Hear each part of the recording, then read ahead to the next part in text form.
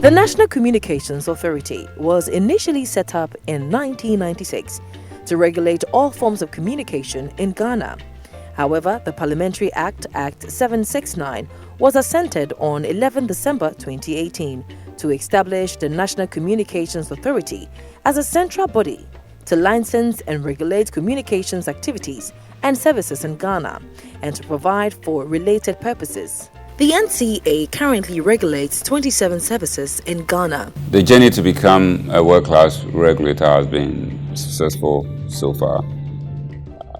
If you cast your mind back in July of 2018, where the Regional Development Forum for ITU was held here in Ghana, and at some point we took the attendees to some of the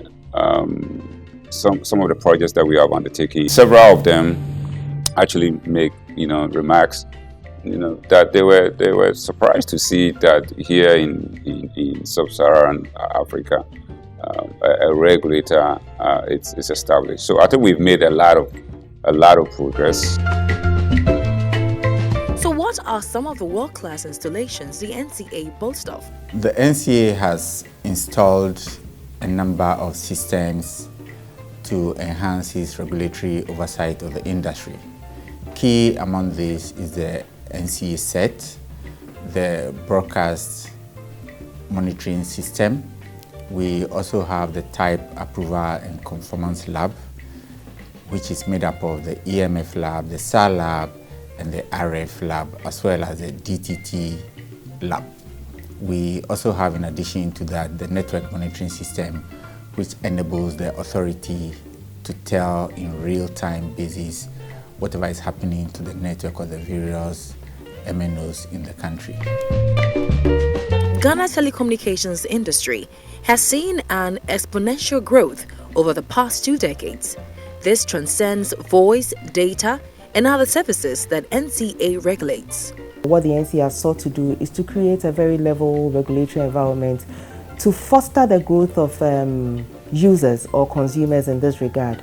So from the 1990s, where we were looking at 20,000, 15,000 consumers or users of communication services, now we have around 40 million subscribers. And these 40 million subscribers are for mobile telephony. In addition to that, we have close to 20 million subscribers for data. So it shows you how the use of telephony or communication services have grown. These also exclude people who use services within the television and broadcasting space of the industry.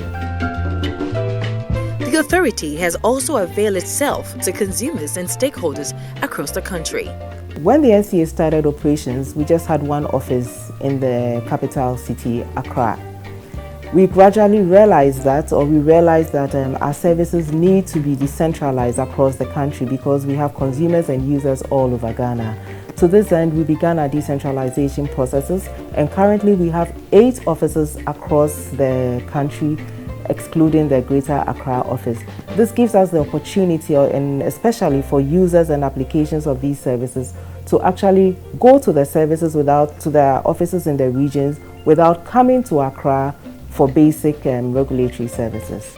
Mr. Kofi Dacha adds some more to this. We do have quality of service equipment in all these 8 locations. So the quality of service equipment are mounted on vehicles, and these are driven around to check the quality of service of the network operators. It's a very important part of the work we do as the NCA because it's one of the most obvious things to everyone that they cannot make a call or they cannot receive a call or their call drops. So quality of service is a very, very important aspect of oversight responsibilities, and being closer to the consumer helps us to achieve the aim of ensuring that they get quality of service. As a result of our continuous learning and continuous improvement, our staff have become resource persons for many international organizations.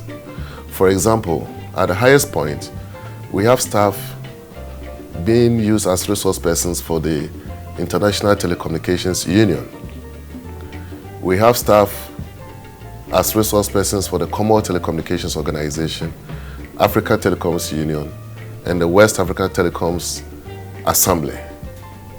And that lends credence to the effort we have put in developing our staff. Nca has done very well. We have all the pieces in place, and the team is excited that we are on the march of becoming what we aspire to be, a world-class regulator.